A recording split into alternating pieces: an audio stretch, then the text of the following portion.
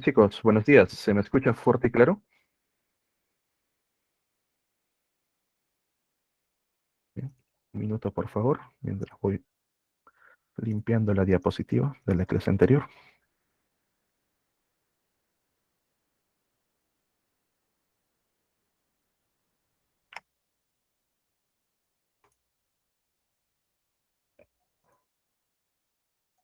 Bien. ¿Qué tal, chicos? Buen día con todos. Bien. Nos encontramos ya en nuestra penúltima semana. Bien, estamos en la semana 17 y hoy nos toca ver lo que viene a ser ecología y ecosistemas. Bien, vamos a darle un repaso general de lo que viene a ser en sí la ecología. Y empezamos, por supuesto, con la definición misma, bien, de ecología. Aquí tenemos al señor Ernest Haeckel, el cual propuso esta palabra ecología, bien, la cual proviene así de dos palabras, ecos, bien como casa, logías o logos como un estudio, y viene a ser el estudio, bien, de nuestra propia casa. De por sí representa, bien, lo que viene a ser la interdependencia. Recordar que como seres vivos nosotros no solamente podemos mantenernos por nosotros mismos, sino que dependemos también de otras especies, bien, una solidaridad entre ellos y también entre los propios seres vivos y el medio ambiente. Bien, nosotros, chicos, vamos a encontrar que los seres vivos, número uno, se relacionan con su propia especie. Es la relación más básica, ¿bien? Entre la misma especie están ahí. Pero también entre distintas especies ya empieza una relación un poco más compleja, como por ejemplo nosotros con el ganado, nosotros con los peces, nosotros con las plantas, incluso con nuestras mascotas. Bien, hasta ahí todavía nos mantenemos al límite de lo que vienen a ser los seres vivos. Los seres vivos, a su vez, también se van a relacionar con el medio ambiente. Dependemos del suelo, donde formamos edificaciones, donde cultivamos plantas, donde criamos animales. Dependemos de las temperaturas, del viento, de la presión, la humedad, de todo eso. Entonces, recién ahí, cuando nosotros abarcamos lo que vienen a ser las relaciones, tanto entre seres vivos como de estos seres vivos con su medio ambiente, ya entramos dentro de lo que viene a ser la propia ecología. ¿Bien? La unidad básica de estudio de la ecología se denomina a la población y nosotros debemos saber definir, debemos saber a qué se refiere con una población. Y recordando nuestra primera clase, ¿bien? Una población presenta tres características. Número uno, es un conjunto de organismos de la misma especie, ¿bien? Estos organismos ocupan un mismo espacio, están en un mismo lugar y están también en un mismo tiempo, en un tiempo determinado. Cuando ustedes se encuentren estas tres características, ahí ya estamos hablando de una población. Y muchas preguntas en la parte de ecología van por ese punto. Te van a colocar ahí. De las siguientes proposiciones, identifique cuál de ellas es o no es un ejemplo de población. Por ejemplo, te digo lo siguiente. Las aves guaneras de la zona de Piura, bien, del año 2015, ¿es un ejemplo de población? ¿Sí o no? Aves guaneras de la zona de Piura del año 2015. ¿Es un ejemplo de población? ¿Sí o no? Sí, sí, no. Profe, ¿por qué no? Aves guaneras no es un término para una sola especie. Ahí tienes a piqueros, guanay, pelícanos, albatros, gaviotas, tienes muchas especies. Entonces ya no es una población. El espacio y el tiempo está definido, bien, pero la especie no. Otro ejemplo, los perros de la zona de Lima del 2020. ¿Es un ejemplo de población?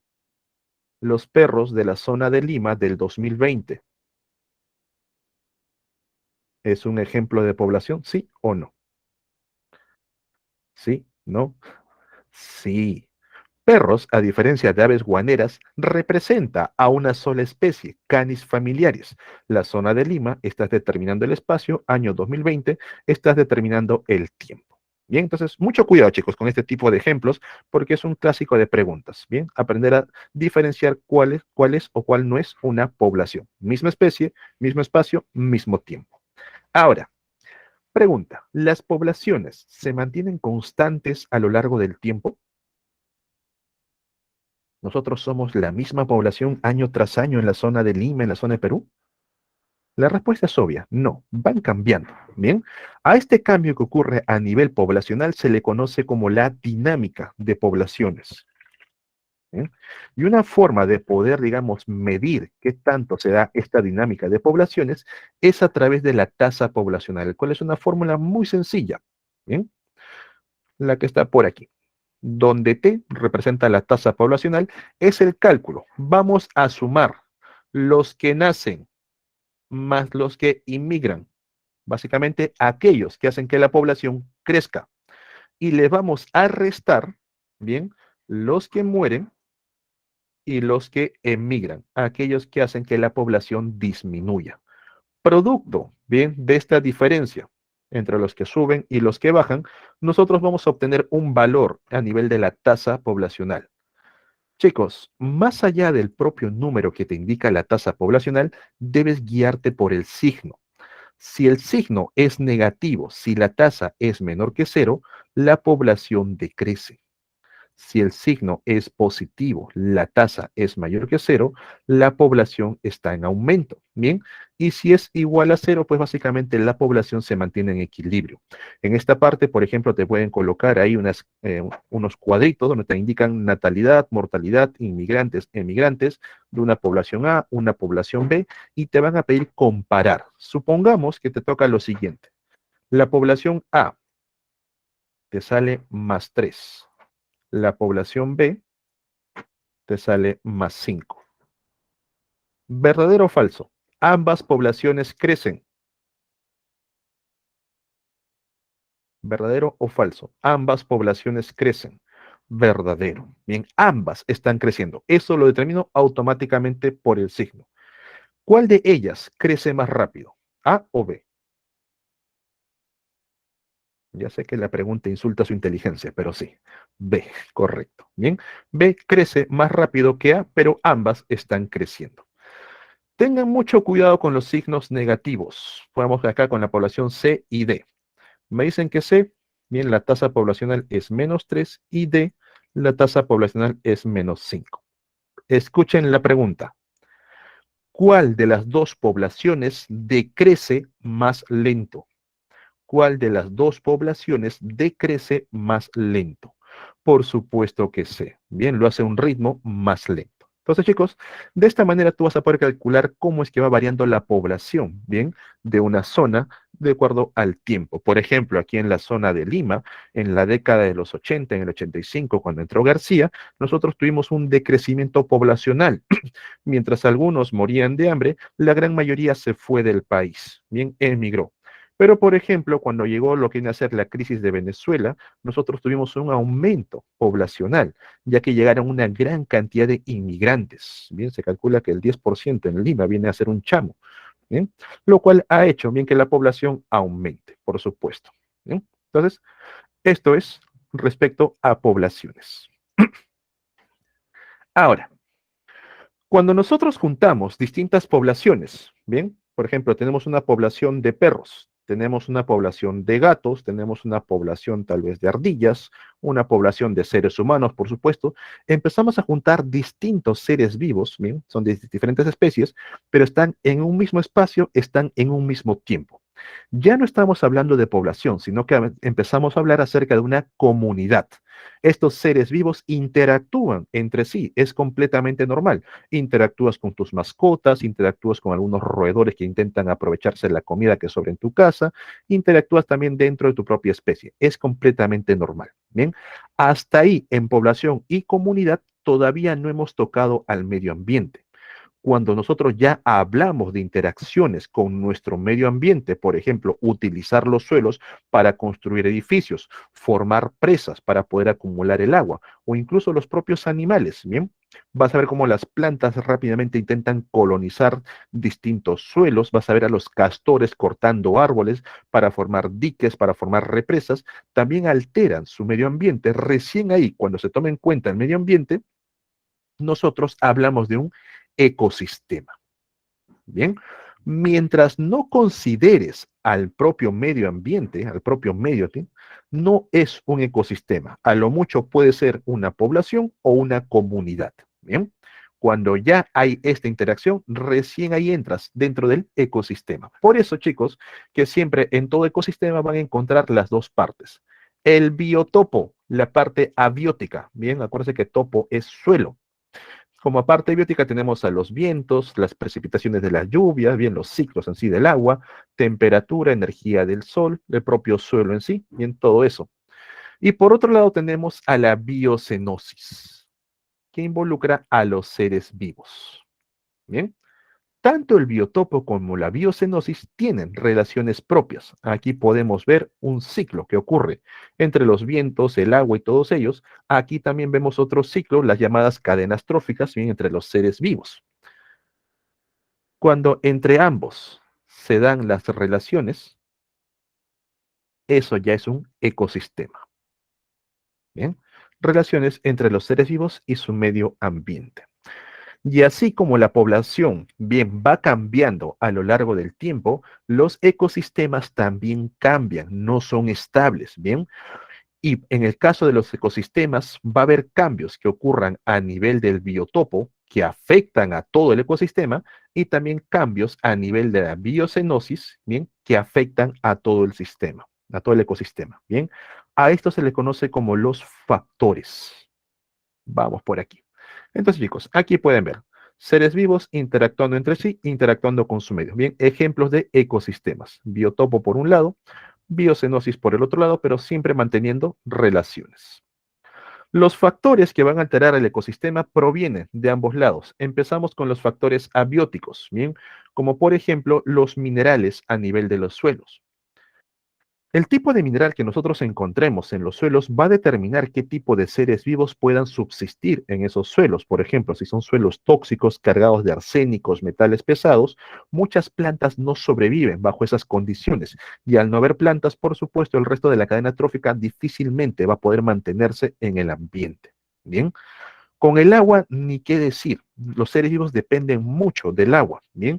Siempre los seres vivos, la propia población humana, va a crecer, se va a desarrollar en mayor plenitud mientras hay una fuente de agua cercana. Por eso que en lugares donde el agua es poco accesible, como por ejemplo las zonas desérticas o por ejemplo a nivel de altura, donde se encuentra de manera sólida, muy difícil de poder trabajarlo, la existencia de seres vivos es limitado, ¿bien? En el tema del aire, chicos, hay que entenderlo como la presión atmosférica de por sí. Pregunta, ¿han sentido alguna vez cambios de presión? ¿Alguna vez han viajado en avión o se han ido a mucha altura, 4000 para arriba? ¿Han sentido ese cambio de presión? Profe, ¿por qué pasa eso? Bien. A nivel del suelo, nosotros tenemos lo que viene a ser una atmósfera de presión. Bien, toda la atmósfera está pesando a nivel del suelo y mantiene comprimidos los gases. Bien, acuérdense que los gases simplemente se expanden. Supongamos que este cuadrito representa la bocanada de aire que tú inhalas. Bien, cada vez que inhalas, absorbes esta cantidad de aire. A nivel del suelo, por la propia presión, en esta bocanada, digamos que hay 30 moléculas de oxígeno. Bien, cada vez que respiras, absorbes 30 moléculas de oxígeno. Cuando tú vas ganando altura, la presión disminuye, bien, con lo cual en la misma bocanada de aire ya no hay 30 moléculas de oxígeno, están más separados. Ahora hay 10, la tercera parte. Por eso que cuando tú vas a altura, intentas respirar, te puede dar soroche, sientes que te mareas, profe, me duele la cabeza, tengo náuseas, es porque tu cuerpo no está adaptado, bien, a esa baja cantidad de oxígeno. Bien, ahora, por otro lado, si tú estás al nivel del mar y te sumerges en los océanos, cada 10 metros aumentas, ¿bien? En una atmósfera, la presión. Quiere decir que si te ubicas a 10 metros bajo el nivel del mar, ahora tienes dos atmósferas de presión. A 20 metros tienes tres atmósferas de presión. Y eso también altera lo que viene a ser la composición de gases dentro del organismo. Si tú en este cuadrito, en el nivel del mar, bien, inhalabas 30 moléculas de oxígeno, al doble, bien, al doble de presión, en el mismo cuadrito, ahora vas a inhalar 60 moléculas de oxígeno. Te oxigenas mucho mejor, pero también genera muchos óxidos dentro de tu cuerpo. ¿Han escuchado acerca del mal de buzo? ¿Han visto lo que les pasa a los buzos cuando salen sin despresurizarse correctamente? Bien. Ocurre por lo siguiente. Nosotros cuando inhalamos aire, bien, hay oxígeno, hay dióxido y hay nitrógeno. Entonces, ese aire que se encuentra en el nivel atmosférico entra a nuestro cuerpo, el nitrógeno no interactúa, es una molécula muy grande y simplemente sale. Entonces, no pasa nada. Cuando los buzos se sumergen y ya tienen mayor presión atmosférica, ahí abajo el nitrógeno se comprime, con lo cual tranquilamente, bien, difunde a nivel sanguíneo, entra dentro del torrente sanguíneo, bien, y hasta ahí digamos que si el buzo suavecito sale a superficie, la presión poco a poco va disminuyendo, el nitrógeno sale, no tiene ningún problema. Si el buzo sale de golpe como un corcho, bien, flota como un corcho, estas pequeñas moléculas de nitrógeno que están en su interior se expanden y eso genera embolia. Bien, puede morir por descompresión e incluso los buzos saben que cuando están saliendo del agua no tienen que aguantar la respiración, no es que aguanto y salgo, porque todo el volumen de aire que tienes en tus pulmones, bien, cuando la presión se quite, va a ser más del doble y tus pulmones pueden reventar. Entonces, la presión, chicos, también determina, bien, para que los seres vivos se desarrollen en ciertos lugares. Tenemos organismos que viven en altura, ustedes han visto al cóndor, otro tipo de aves que sobreviven a bajas presiones, bien, y también tenemos organismos que viven en profundidades como los cetáceos, bien, que van a sobrevivir a altas presiones bajo el agua. Y por supuesto, la fauna abisal. Los vientos también son considerados factores abióticos que también van a determinar los cambios a nivel de los ecosistemas, ya que los vientos van a favorecer la dispersión de lo que viene a ser el polen, bien para la reproducción de las plantas, y posteriormente para lo que viene a ser las semillas, bien para que estas también se puedan dispersar y abarcar mayor zona. La luz, ni qué mencionar, al igual que el viento se relaciona con las plantas, bien, para que pueda realizar los procesos fotosintéticos. Mientras haya zonas donde haya mayor presencia de luz, las plantas van a poder trabajar bien con mayor tranquilidad. El calor, por último. Pregunta, chicos, ¿cuál es nuestra principal fuente de calor? ¿Cuál es la principal fuente de calor que nosotros tenemos? Porque son varias, por si acaso. La principal proviene del sol. Así es. Bien, pero también tenemos el calor térmico de la propia Tierra.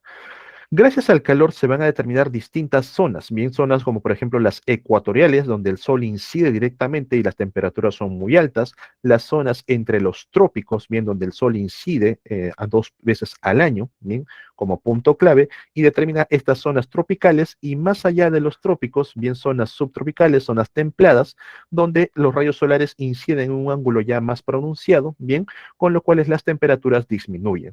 También se relaciona con lo que viene a ser las alturas, ¿bien? Por eso que no importa qué tan cerca del sol estés, si estás muy lejos del suelo, también la temperatura disminuye, ¿bien? El calor va a determinar que ciertos organismos puedan sobrevivir y adaptarse a las condiciones dadas. Por eso que encontramos seres vivos en las zonas desérticas, encontramos seres vivos en las zonas, digamos, árticas, las zonas congeladas, pero la gran mayoría siempre en las zonas tropicales, bien, las zonas donde la temperatura se mantiene estable. Por otra parte, bien, muy aparte de los factores abióticos, los propios factores bióticos, los propios seres vivos, también alteran al ecosistema. Empezamos con lo que viene a ser los virus. Perfecto, pero los virus no son seres vivos. Bueno, se considera bien como parte de ellos.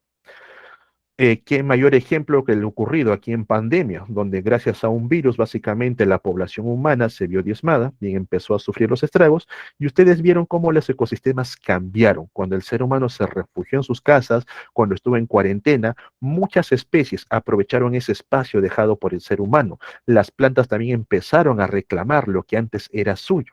Bien, entonces los virus también tienen esa capacidad de alterar a los ecosistemas.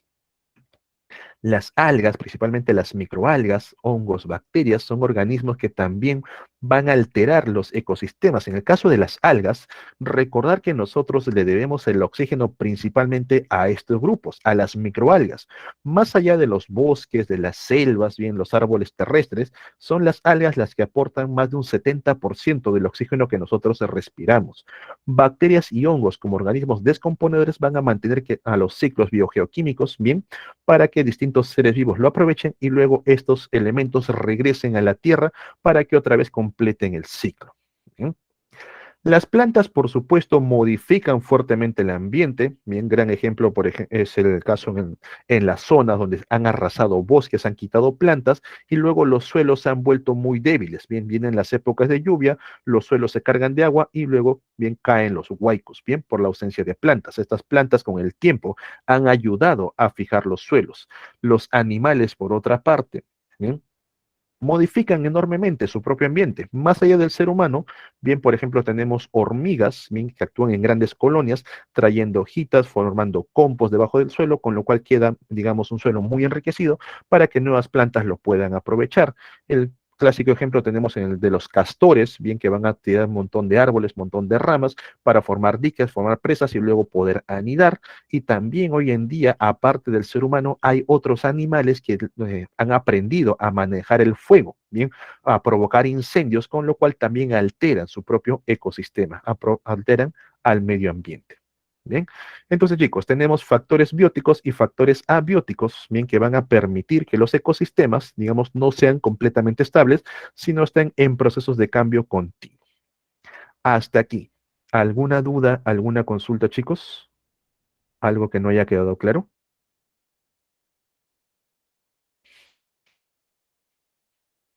¿Todo bien? Ok.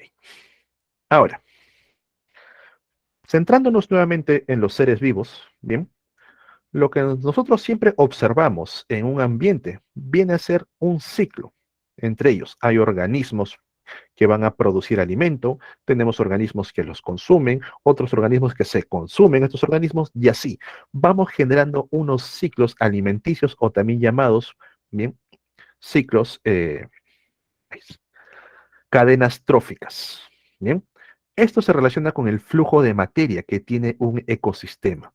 En toda cadena trófica siempre tiene que haber un organismo productor. Es aquel que tiene la capacidad de aprovechar materia inorgánica y convertirlo en compuestos orgánicos. Una vez que tenemos a un productor, vamos a encontrar a un primer consumidor, el consumidor primario, luego a un consumidor secundario que se come al primario, al terciario que se come al secundario y también va a haber un consumidor cuaternario, bien que se come al terciario. Ya el cuaternario viene a ser el top, aquel que no tiene un depredador, aquel que no tiene quien se lo coma, pero cuando este cuaternario muere, bien, ahí encontramos a los descomponedores, los cuales se encargan, su propio nombre lo dice, de descomponer, volver a formar piezas pequeñas, bien, de la materia para que regrese y los productores lo puedan aprovechar. Señores, en esta parte hay que tener mucho cuidado con la pregunta, ¿bien? Porque una cosa es hablar de lo que viene a ser niveles tróficos, que lo voy a explicar a continuación. Otra cosa es hablar de eslabones, ¿bien? Y distinto es hablar de consumidores. Son tres formas en las que se van a analizar estos flujos de materia, ¿bien? Nivel trófico, el tipo de consumidor y el tipo de eslabón. Los niveles tróficos tienen una definición básica que nos van a permitir identificar bien si este organismo pertenece a un primero, a un segundo, a un tercero, a un cuarto, o es un carroñero o un descomponedor. Bien, nosotros decimos que un organismo pertenece al primer nivel trófico cuando se trata de un organismo productor. Bien, principalmente los organismos fotosintéticos como las plantas. Ellos, bien, son parte del primer nivel trófico. En el segundo nivel trófico vamos a encontrar estrictamente a los llamados herbívoros, ¿sí? Aquellos que se alimentan de los productores. A nivel del tercer nivel trófico vamos a encontrar a los carnívoros que consuman a herbívoros. Cuarto nivel trófico, perdón, carnívoro que consume a carnívoro. Los carroñeros, por si acaso, no son animales que van a consumir materia en descomposición, ¿bien? Tampoco son animales que van a matar para comer, porque ya serían básicamente carnívoros o serían herbívoros, ¿bien? Sino que los carroñeros se consideran aquellos organismos, ¿bien?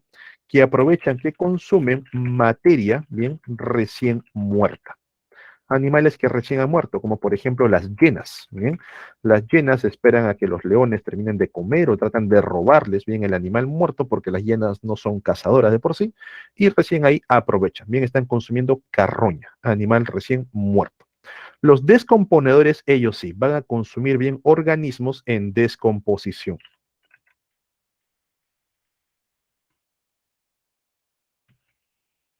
¿Bien? Entonces, Pongámoslo así. Una oruga que consume una hoja, ¿bien? ¿A qué nivel trófico pertenece?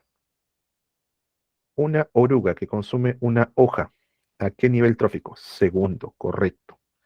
Una araña que se come a esta oruga, ¿en qué nivel se encuentra? Una araña, tercer nivel, carnívoro que consume herbívoro.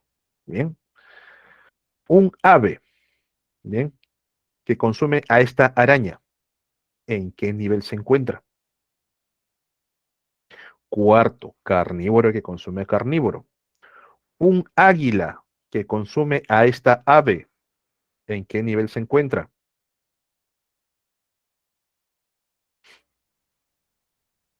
Cuarto, sigue siendo cuarto nivel. Carnívoro que consume carnívoro, cuarto nivel.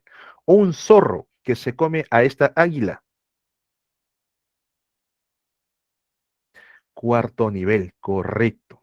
Bien, el zorro se muere, el cóndor que aprovecha al animal muerto, carroñero. Bien, el cóndor se muere ahora. Bien, nadie se lo come. ¿Quién lo aprovecha?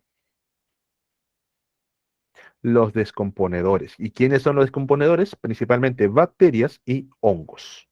Bien, entonces chicos, por definiciones vamos a poder ubicar a los niveles tróficos y no se aloquen, no pierdan la paciencia, no se asusten cuando encuentren que varios pertenecen al cuarto nivel trófico. Es muy común, bien, carnívoros que consuman carnívoros, es bastante común. Por ejemplo, a nivel de los océanos tenemos aquí a las algas serían productores, bien. Estas algas son comidas por pequeños pececitos. Estos peces serían herbívoros, bien, segundo nivel. Este pececito es comido por un pez más grande, carnívoro que consume herbívoro, tercer nivel. Este pez más grande, digamos, es consumido por otro pez más grande, un atún. Bien, carnívoro que consume carnívoro, cuarto nivel. El atún es comido por un tiburón, carnívoro que consume carnívoro, cuarto nivel. El tiburón es atacado por una orca, bien, carnívoro que consume carnívoro, cuarto nivel. Esta orca es atacado por un calamar gigante, carnívoro que consume carnívoro, sigue siendo cuarto nivel. Cuando el calamar, bueno, muere, bien, va a los fondos, cae, precipita, ahí vas a ver una gran cantidad de cangrejos y otros animales aprovechando al animal muerto. Estos animales, ¿dónde encajarían? Que están aprovechando al animal muerto.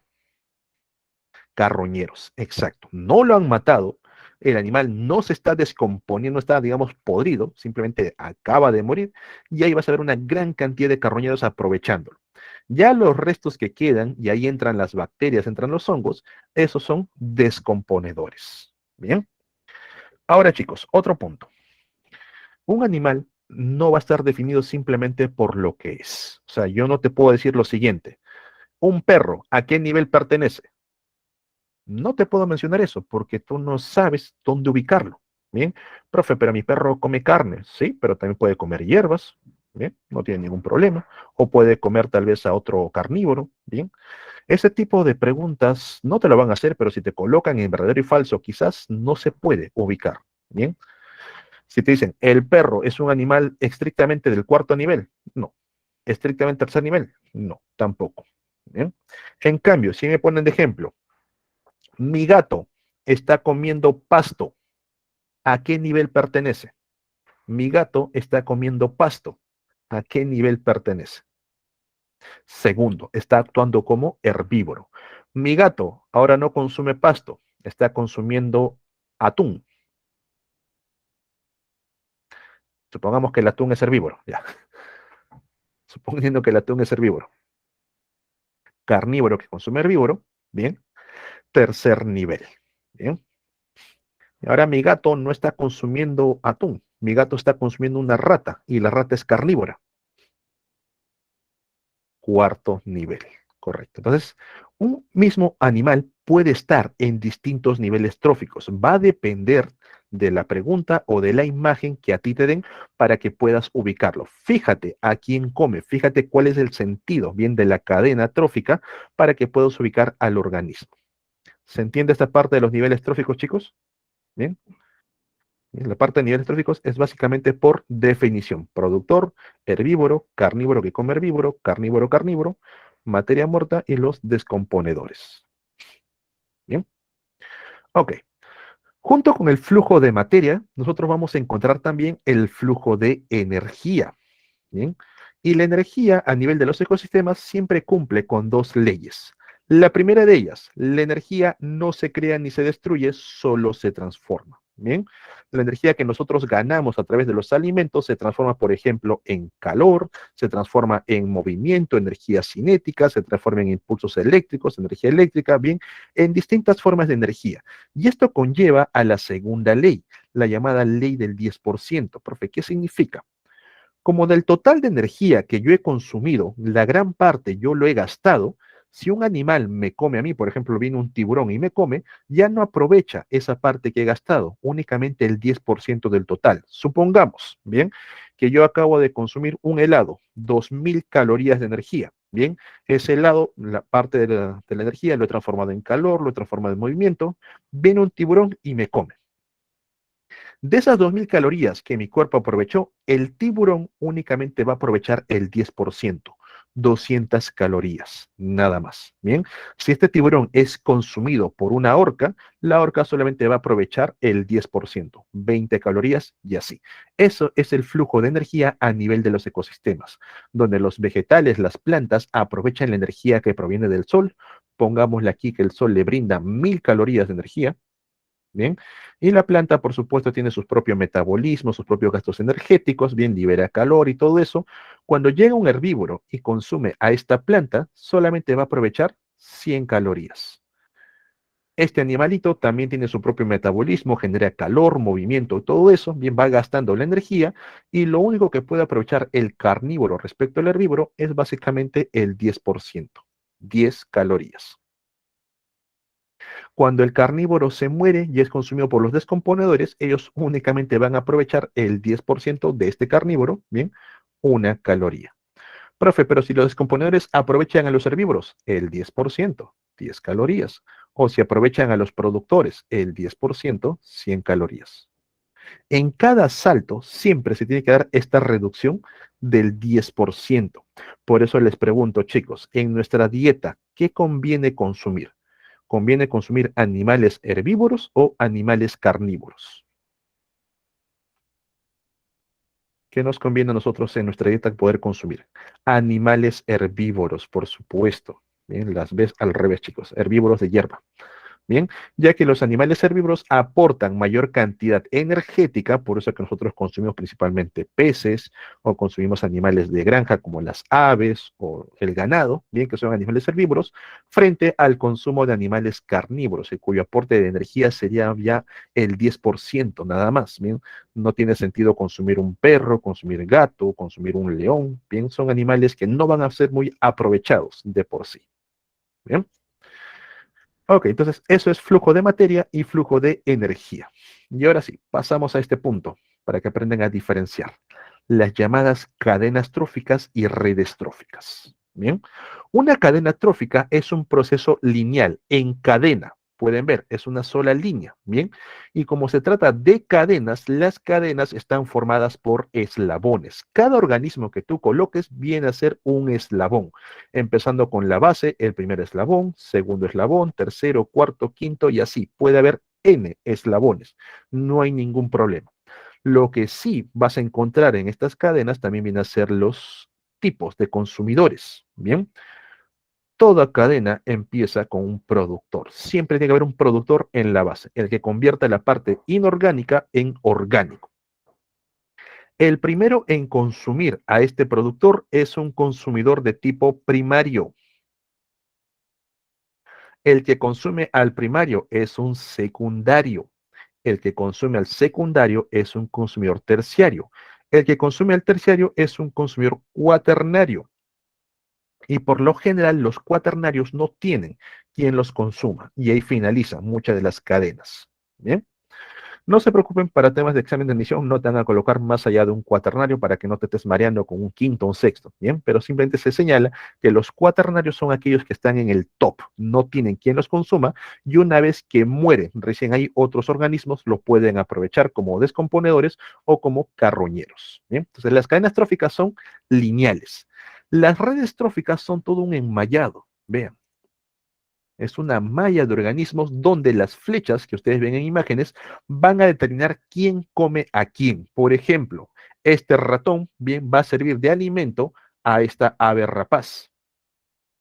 Este ratón va a servir de alimento a este zorro. Bien, en las redes tróficas tú vas a encontrar distintos grupos de animales con las flechas que le unen y te indican cuál es el camino por donde se da el flujo de materia y por supuesto también el flujo de energía. Bien, es muy común las preguntas de admisión donde te van a colocar las imágenes, pero te van a señalar lo siguiente. Bien, vamos por aquí a practicar. De la siguiente imagen, teniendo en cuenta al maíz, mariposa, paloma y águila.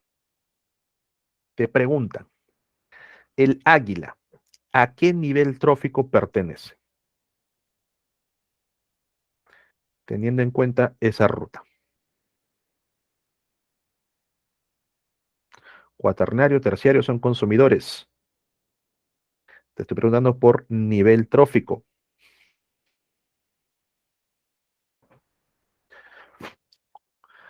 Cuarto. El maíz, primer nivel trófico, productor. La mariposa, bien, herbívoro, segundo nivel trófico. La paloma está actuando como carnívoro que consume herbívoro, tercer nivel trófico. El águila que consume a la paloma, carnívoro que consume carnívoro, cuarto nivel trófico. Bien, misma imagen, vamos por aquí. Maíz, ratón, águila. Pregunta, el águila, ¿qué tipo de consumidor es?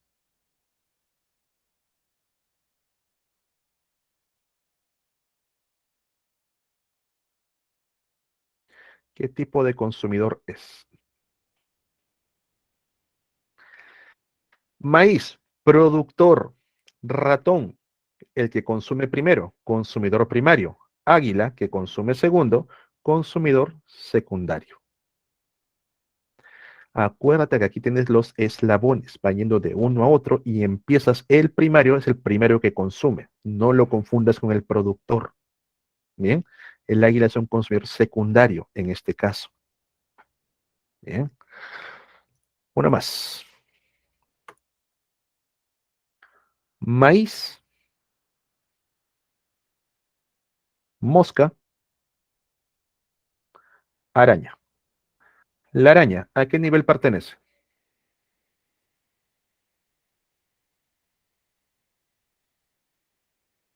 ¿A qué nivel trófico?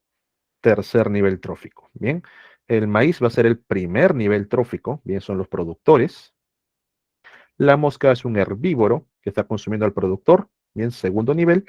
Y la araña actúa como carnívoro que consume herbívoro, bien, está en el tercer nivel trófico.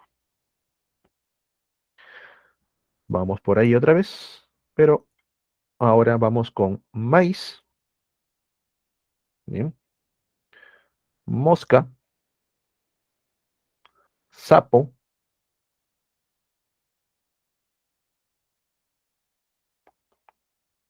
bueno, cobra.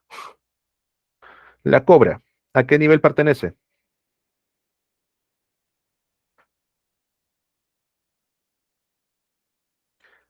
La cobra, cuarto nivel, correcto. Productor el primero, herbívoro el segundo, carnívoro que consume herbívoro tercero, carnívoro, carnívoro, cuarto nivel trófico. La cobra, ¿qué tipo de consumidor es?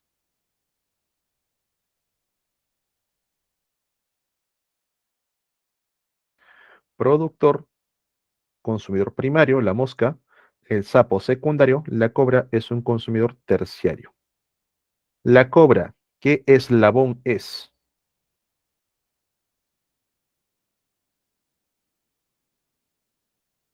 Es el cuarto eslabón. El maíz es el primero, mosca segundo, sapo tercero, la cobra es el cuarto eslabón. Bien, un cuarto eslabón. Listo, chicos. Entonces, tener mucho cuidado, bien, lo que viene a ser niveles tróficos por definición. Eso lo ubican por definición. Los tipos de consumidores y los tipos de eslabones por el orden en el que están. Bien. ¿Quedaría alguna duda, alguna consulta sobre este punto? ¿Vamos todo bien?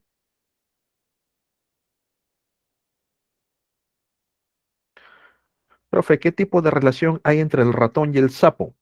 Si no existe ninguna flecha que te lo señale, simplemente no pertenecen a la misma cadena. Así de simple. El sapo y el ratón no tienen nada que ver. Entre ambos no se consumen, ni para un lado ni para el otro. ¿Bien? Ok.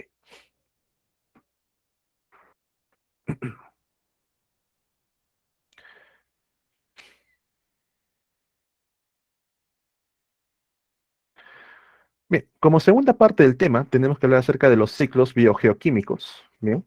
Y aquí vamos a encontrar la parte biológica,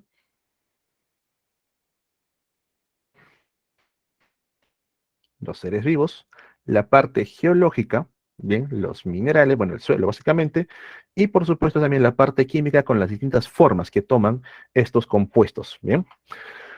Nosotros tenemos, para empezar, al ciclo del carbono. El ciclo del carbono es un ciclo que se da tanto a nivel de los suelos como también a nivel atmosférico. Vamos a encontrar carbono en la atmósfera, bien, en el aire.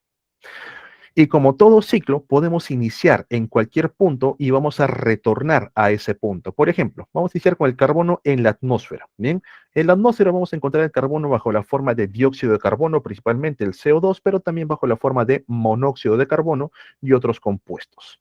Este carbono es capturado por las plantas, las cuales mediante el proceso fotosintético van a convertir al carbono inorgánico en carbón orgánico. ¿Cómo se llama ese ciclo, chicos? Que permite convertir uno en otro.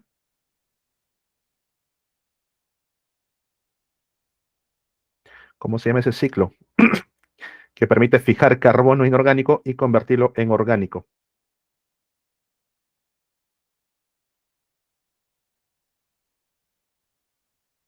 ¿Nadie?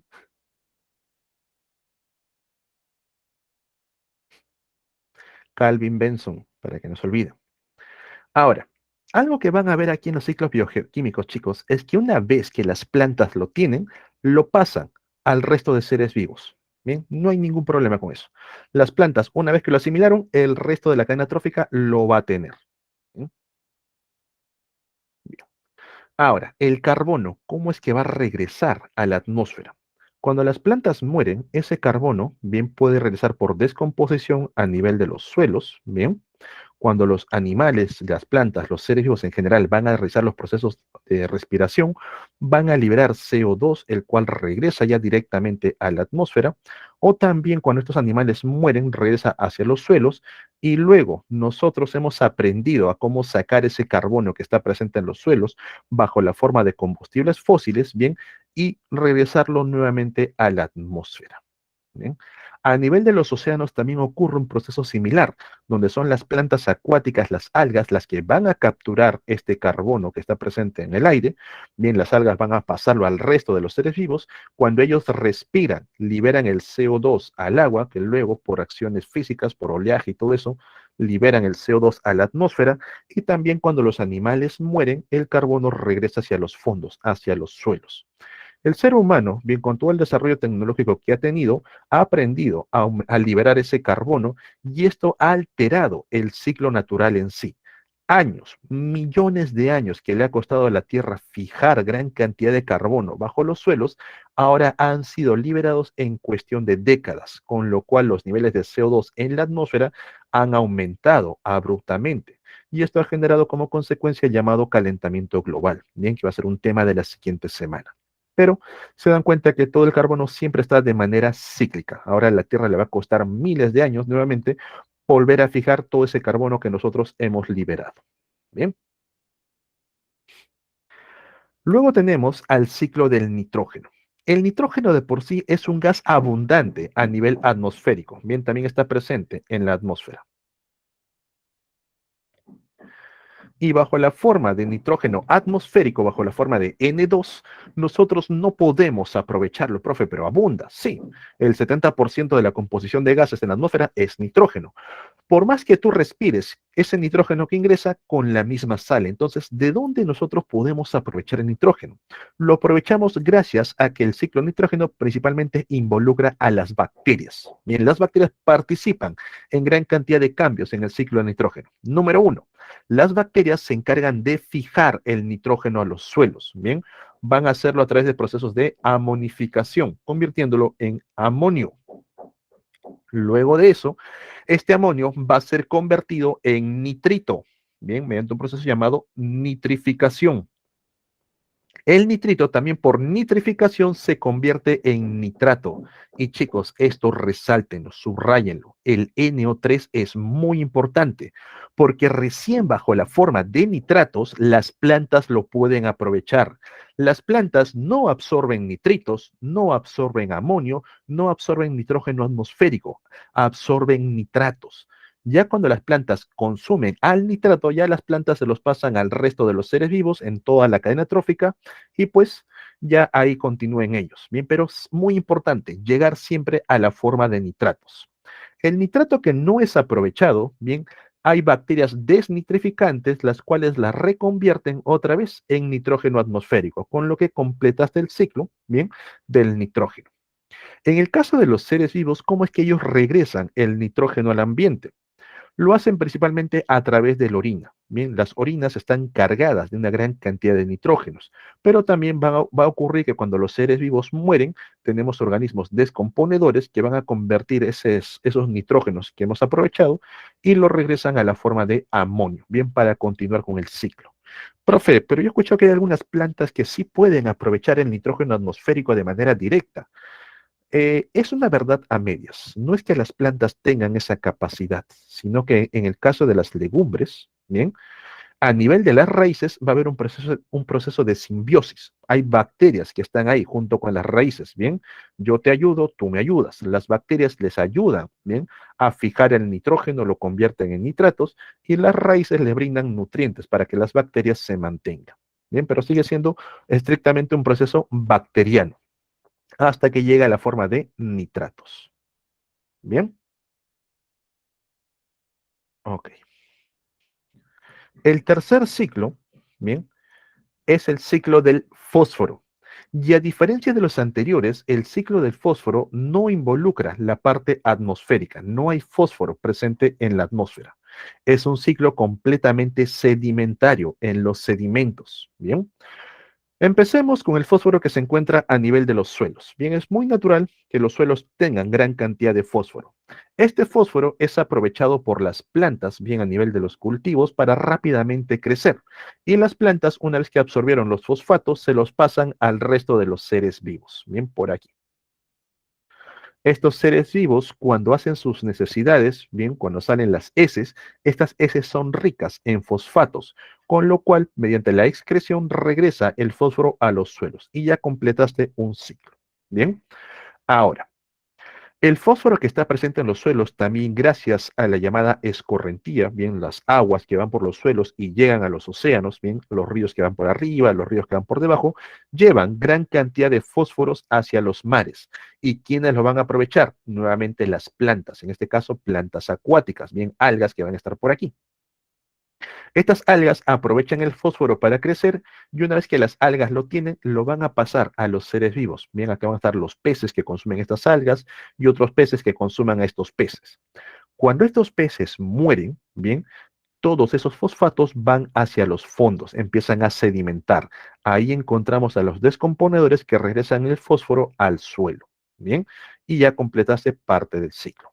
Estos peces también son capturados por aves. ¿Sí? Estas aves van a aprovechar, van a consumir a los peces y junto con ellos gran cantidad de fosfatos y luego cuando las aves van a tierra, van a las islas y depositan el llamado guano por excreción, ahí están regresando el fósforo. Profe, ¿para qué es importante el fósforo? Bien, por minería se extrae gran cantidad de suelos, de fondos marinos, de la propia tierra, para poder fabricar fertilizantes y otra vez aprovechar el fósforo en el cultivo de plantas. Bien, entonces el ciclo del fósforo es un ciclo básicamente sedimentario, presente en los suelos. Por último, bien, tenemos que hablar acerca del ciclo del azufre. El azufre también es un compuesto que se va a encontrar presente, a este color no se va a notar, se va a encontrar presente también a nivel de la atmósfera. Bien. El azufre principalmente inicia el ciclo en lo que viene a ser la expulsión por volcanes y gases, bien, las chimeneas volcánicas. Ahí cuando tienes un volcán activo, bien, los alrededores hay pequeñas chimeneas, vas a ver que sale un material amarillento. Chicos, ¿conocen al azufre? ¿Han tenido piedras de azufre? ¿Han trabajado con azufre directamente? Estos que usan para experimentos científicos o para curandería, te pasan el azufre y todo eso. Esa piedra amarilla, bien, hay personas que han expuesto sus vidas, porque es la única manera de sacarlos, bien, a nivel de los volcanes. Bien, esta chimenea sale azufre de los fondos y empieza a precipitar como una masa que poco a poco se va endureciendo. Bien, el azufre que se libera bajo la forma de gas llega a la atmósfera y ayuda a enfriar el planeta. Es un gas que es un gas frío de por sí, profe. Entonces hay que liberar gran cantidad de azufre para evitar el calentamiento global. No, porque este azufre que se va concentrando alcanza ciertas temperaturas y luego precipita, formando las llamadas lluvias ácidas, bien, ácido sulfídrico. Estas lluvias ácidas hacen que el azufre regrese al suelo, bien, completando, digamos, ahí parte del ciclo, pero también daña lo que vienen a ser los cultivos, daña a los seres vivos, daña las propias estructuras, se va filtrando en los fierros, va corroyendo lo que viene a ser el cemento, bien, y un movimiento sísmico y las edificaciones se vienen abajo. Cuando el azufre se encuentra a nivel de suelos, va a estar bajo la forma de sulfatos y bajo esta forma los seres vivos lo pueden aprovechar. Una vez que las plantas lo tienen, el resto de los organismos lo van a presentar. Profe, ¿y para qué es importante el azufre dentro de nosotros? Los azufres forman unos enlaces muy poderosos, conocidos como los puentes disulfuro, ¿bien? Los cuales van a permitir modificar ciertas proteínas para que adquieran cierta forma, o por ejemplo, ¿se acuerdan de las inmunoglobulinas, los anticuerpos? Siempre los representamos con la forma de una Y, ¿bien? Justo aquí, donde se unen las tres líneas, ahí hay un enlace, un puente disulfuro. Ahí nosotros aprovechamos al azufre, ¿bien? También el azufre va a precipitar bajo la forma de minerales y las bacterias pueden aprovecharlos, las llamadas bacterias sulfídricas, ¿bien? Pueden aprovechar estos minerales de azufre para producir, bien, sus propios compuestos orgánicos. Tal es el caso como, por ejemplo, algunas bacterias que en lugar de emplear H2O, emplean H2S, ácido sulfídrico, para realizar un proceso similar a la fotosíntesis, ¿bien? El resto del azufre que no es aprovechado, que se encuentra bajo de forma de minerales, va precipitando, va fondeando y luego se combina junto con el magma, ¿bien? Que puede salir nuevamente bajo actividad volcánica, ¿bien? Ahora, la industria también quiere aprovechar los azufres, son muy importantes en diversos procesos químicos para la fabricación de diversos compuestos y extrae junto con el carbono y junto con el petróleo, bien, el azufre bajo la forma de mineral o bajo la forma de gases. Hay cavernas llenas de azufre en sí, con lo cual regresa otra vez el azufre a la atmósfera completando el ciclo. Bien. Chicos, estos son los cuatro ciclos biogeoquímicos que a ustedes les van a preguntar. En cuanto a la importancia que vamos a encontrar de cada compuesto, el carbono, básicamente somos seres de carbono, bien, está presente en una gran cantidad de compuestos, principalmente los azúcares, lípidos, proteínas y ácidos nucleicos. El nitrógeno, ¿dónde es importante? A nivel proteico, los llamados aminoácidos. Bien, nosotros lo devolvemos principalmente a través de la orina. El fósforo, ¿dónde vamos a encontrar fósforo en nuestro cuerpo? Dos moléculas importantes. ATP, el adenosín trifosfato, ¿bien? Y los ácidos nucleicos, el ADN y el ARN, los enlaces fosfodiéster, los enlaces fosfatados. También lo vamos a encontrar, por ejemplo, a nivel de las membranas celulares, ¿bien? Formados por los llamados fosfolípidos. Ahí tenemos gran cantidad de compuestos a nivel de fósforo, ¿bien? ¿Quedaría alguna duda, alguna consulta sobre los ciclos biogeoquímicos? ¿Algo que no se haya entendido?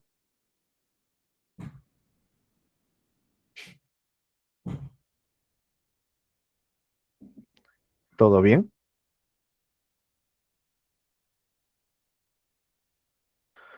Bien, chicos, son 11:55. Bien, tienen 15 minutos de receso. A las 12:10. Bien, continuamos con la clase. Voy a aprovechar para tomar la foto. 12:10 en punto, continuamos con la clase. Pausa por aquí.